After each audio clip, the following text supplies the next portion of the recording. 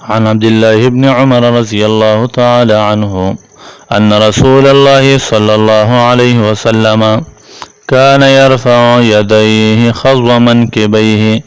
إذا افتتح الصلاة وإذا كبر للركوع وإذا رفع رأسه من الركوع رفعهما كذلك وقال سمع الله لمن حمده ربنا لك الحمد وكان لا يفعل ذلك في السجود۔ عبداللہ ابن عمر رضی اللہ عنہ سے روایت ہے کہ رسول اللہ صلی اللہ علیہ وسلم جب نماز شروع فرماتے تھے تو تکبیر تحریمہ کہنے کے ساتھ دونوں ہاتھ مونڈوں تک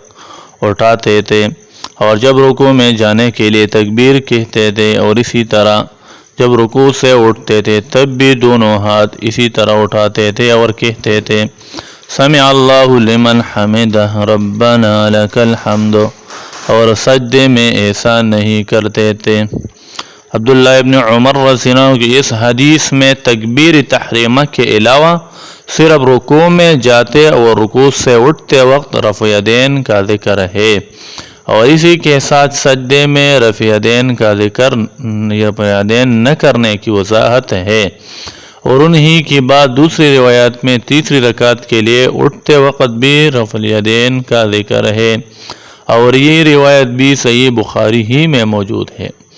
اور مالک ابن الحویرث اور وائل ابن حجر کی حدیثوں میں، جن کو امام نسائی اور امام داؤد نے روایت کیا ہے، سجدے کے وقت بھی رفع الیدین کا ذکر ہے، جس کی حضرت ابن عمر کی مندرجہ بالا حدیث میں واضح طور پر نفی کی گئی۔ واقعہ یہ ہے کہ ان میں سے ہر روایت اور ہر بیان بجائے خود صحیح ہے، اور مالک ابن الحویرث اور وائل ابن حجر کے اس بیان میں کہ رسول اللہ صلی اللہ علیہ وسلم سجدے میں جاتے وقت اور اس سے اٹھتے وقت بھی رفع یدین کرتے تھے، اور حضرت ابن عمر کے اس بیان میں کہ آپ سجدے میں رفع یدین نہیں کرتے تھے، مطابقت اسی طرح دی جا سکتی ہے کہ ایسا آپ نے کبھی کبھی کیا، جس کو مالک ابن الحویرث اور وائل ابن حجر نے تو دیکھا اور حضرت ابن عمر رضی اللہ عنہ نے اتفاق سے نہیں دیکھا، اس لیے آپ نے علم کے مطابق انہوں نے اس کی نفی کی۔ اگر یہ آپ کا دائمی اکثر عمل ہوتا تو ناممکن تھا کہ حضرت عبداللہ ابن عمر جیسے صحابی کو اس کی خبر نہ ہوتی۔ حضرت عبداللہ ابن مسعود رضی اللہ عنہ کے خاص شاگرد علقمہ سے روایت ہے کہ حضرت عبداللہ ابن مسعود رضی اللہ عنہ نے ایک دفعہ ہم سے کہا کہ میں تمہیں رسول اللہ صلی اللہ علیہ وسلم والی نماز پڑھاؤں؟ یہ کہہ کر انہوں نے ہمیں نماز پڑھائی۔ اس نماز میں انہوں نے بس پہلی ہی دفعہ تکبیر تحریمہ کے ساتھ رفع یدین کیا، اس کے سوا رفع یدین بالکل نہیں کیا۔ عبداللہ ابن مسعود رضی اللہ عنہ رسول اللہ صلی اللہ علیہ وسلم کے ان ممتاز اور جلیل القدر صحابہ میں سے ہے جن کو رسول اللہ صلی اللہ علیہ وسلم کی ہدایت تھی کہ وہ نماز میں پہلی صف میں رسول اللہ صلی اللہ علیہ وسلم کے قریب کھڑے ہوں۔ انہوں نے اپنے شاگردوں کو دکھانے اور سکھانے کے لیے اہتمام کے ساتھ رسول اللہ صلی اللہ علیہ وسلم والی نماز پڑھائی، اور اس میں تکبیر تحریمہ کے علاوہ کسی موقع پر بھی رفع یدین نہیں کیا۔ حضرت ابن مسعود رضی اللہ عنہ کی اس حدیث پر کی بنا پر یہ ماننا پڑے گا کہ حضرت ابن عمر رضی اللہ عنہ وغیرہ نے رکوع میں جانے وقت اور رکوع سے اٹھتے وقت رفع یدین کا جو ذکر کیا ہے وہ بھی رسول اللہ صلی اللہ علیہ وسلم کا دائمی یا اکثری معمول نہ تھا۔ اگر ایسا ہوتا تو حضرت ابن مسعود رضی اللہ عنہ جو آپ کے قریب صف اول میں کھڑے ہونے والوں میں سے تھے اس سے یقیناً واقف ہوتے، اور تعلیم کے اس موقع پر رفع یدین ہرگز ترک نہ فرماتے۔ ان سب حدیثوں کو سامنے رکھ کر ہر مصنف صاحب علم اس نتیجہ پر پہنچے گا کہ رسول اللہ صلی اللہ علیہ وسلم کا معمول نماز میں رفع یدین کا بھی رہا ہے اور رفع یدین چھوڑنے کا بھی،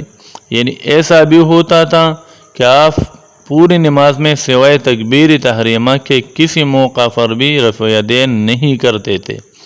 ایسا بھی ہوتا تھا کہ تحریم کے علاوہ صرف رکوع میں جاتے وقت اور اس سے اٹھتے وقت رفع یدین کرتے تھے۔ حضرت ابن مسعود رضی اللہ عنہ جیسے صحابہ نے آپ کی نماز کے مسلسل مطالعہ اور مشاہدے سے یہ سمجھا کہ نماز میں اصل رفع یدین نہ کرنا ہے، اور حضرت ابن عمر رضی اللہ عنہ جیسے بہت سے صحابہ نے یہ سمجھا کہ اصل رفع یدین ہے۔ پھر رائے اور فکر کا یہی اختلاف تابعین اور بعد کے اہل علم میں بھی رہا ہے۔ امام ترمذی نے رحمہ اللہ نے حضرت عبداللہ ابن عمر رضی اللہ عنہ مندرجہ بالا حدیث سند کے ساتھ نقل کرنے کے بعد اور حسب عادت یہ بتانے کے بعد کہ فلاں دیگر صحابہ کرام سے بھی رفع یدین کی حدیث روایت کی گئی ہے، لکھا ہے کہ رسول اللہ صلی اللہ علیہ وسلم کے بعد صحابہ مثلا حضرت عبداللہ ابن عمر، حضرت جابر، حضرت ابو ہریرہ اور حضرت انس رضی اللہ عنہم وغیرہ اسی کے قائل ہے، یعنی انہوں نے رفع یدین کو اختیار کیا ہے، اور اسی طرح تابعین اور بعد کے ائمہ میں سے فلاں اور فلاں حضرات اسی کے قائل ہے۔ اس کے بعد ترک رفع یدین کے بارے میں حضرت ابن مسعود رضی اللہ عنہ کی مندرجہ بالا حدیث نقل کرنے کے بعد اور اسی مضمون کی براء ابن عازب کے ایک دوسری حدیث کا حوالہ دینے کے بعد امام ترمذی رحمہ اللہ نے لکھا ہے کہ متعدد صحابہ اسی کے قائل ہے اور انہوں نے ترک رفع یدین کو اختیار کیا ہے، اور اسی طرح تابعین اور بعد کے ائمہ سے فلاں حضرات نے اس کو اختیار کیا ہے۔ الغرض آمین آہستہ یا اونچے کہنے کی طرح رفع یدین اور ترک رفع یدین بے شک دونوں عمل رسول اللہ صلی اللہ علیہ وسلم سے ثابت ہے، اور صحابہ کرام کے درمیان ترجیح و اختیار میں اختلاف اسی وجہ سے ہوا ہے کہ ان میں سے بعض نے اپنی غور و فکر، اپنی وجدان اور ادراک اور رسول اللہ صلی اللہ علیہ وسلم کے معمولات کے مطالعہ و تجزیہ کی بنا پر یہ سمجھا کہ نماز میں اصل رفع یدین نہ کرنا ہے، اور رفع یدین جب ہوا ہے وقتی اور عارضی طور پر ہوا ہے۔ حضرت ابن مسعود رضی اللہ عنہ جیسے صحابہ کرام نے یہی سمجھا، اور امام ابو حنیفہ اور سفیان الثوری رحمہم اللہ وغیرہ ائمہ نے اس کو اختیار کیا، اور حضرت عبداللہ ابن عمر اور حضرت جابر